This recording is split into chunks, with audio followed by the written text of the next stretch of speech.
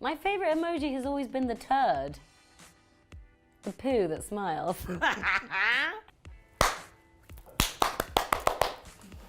Hello, I'm Florence Pugh and I'm here with ELLE UK and we are going to play a game of Ask Me Anything.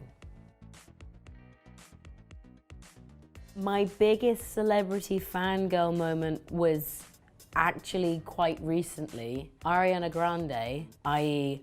the Ariana Grande, made an Instagram story and she tagged me. And then I messaged her back and then she messaged me back and it was pretty glorious. I squealed for a good 5 solid minutes. She is on everyone's running playlist, everyone's like crying playlist. Her and Beyonce were the ones that definitely helped many of my heartbreaks during my teenage years. Oh my God, Paddington! I mean, Ariana Grande, amazing, but Paddington tweeted me. Well, basically I made marmalade, and the funny thing was I immediately regretted filming myself making marmalade because it was so sticky. So every single time I tried to type anything, my fingers were getting stuck to the screen. I did it and I woke up in the morning, Paddington had tweeted me. It was pretty major, and I instantly tweeted him back. Yeah, we've had a really good couple of goes. Rebecca Corbin-Murray, my stylist, and I have been really interested into colour and pops and like weird shapes. Definitely the Louis Vuitton dress that was made for me for the Oscars was, I mean, dreamy. It was really interesting. It was a colour that changes in different lights. So in some pictures it looks completely blue and then in other pictures it looks green. I felt like a bit of a chameleon. It was great. The Amelia Wickstead pink and white checkered, beautiful, almost like Audrey Hepburn-y, but not dress that I wore to the London screening of Little Women is up there as well. What do I do?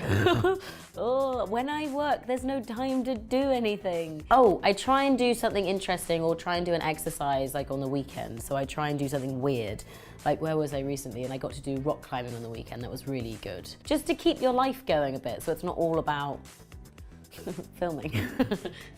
My preparation for Black Widow started early. It started 2 months before we started shooting. And I absolutely love all of the physical stuff about that film. Like on day 2, I was throwing knives and I was just thinking, this is a great life experience. And then when we got shooting, it just made everything easier. I knew how to move and I knew how to land and I knew how to play with Scarlett and just tackle her, which she loved. I got some really nice advice from Scarlett. I was telling her that I was really tired and that I was gonna take a break. And I remember her saying, why?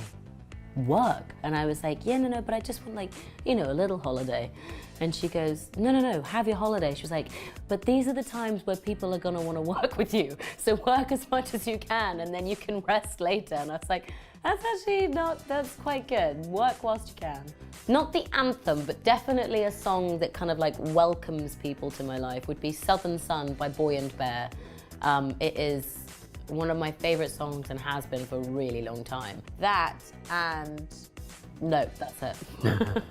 So my tattoo, it's the only one that I have. If I ever spoke about getting a tattoo, it was always that I was gonna get a snail. And on the day I was, Evan Tattoo, he's in New York. He's an amazing tattoo artist. I was there with friends and we went in and they all got their tattoos done. And he said, are you sure you don't want anything? And for some reason, it came out of me and I said, I want a bee. Basically, I ended up shaving part of the bum. I said I wanted it to be rounded but slightly pointy.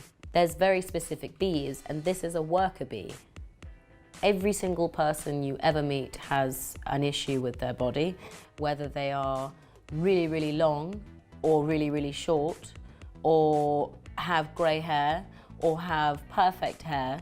Every single person will have a part of their body that they do not like. We are living in an era where everything we see every single day on our phones is not true. It's not correct. And you have to remember that. You are just a body and it grows the way that it grows. And we are ever so slightly being conditioned to believe that everything is naturally perfect and it just isn't. My hope for you is that you give your body a rest and let it be. We all have weird bits. We do. Oh, my favorite emoji has always been the turd. The poo that smiles. because I feel like it sums up everyone. Like, everyone feels a bit like a useless turd that smiles.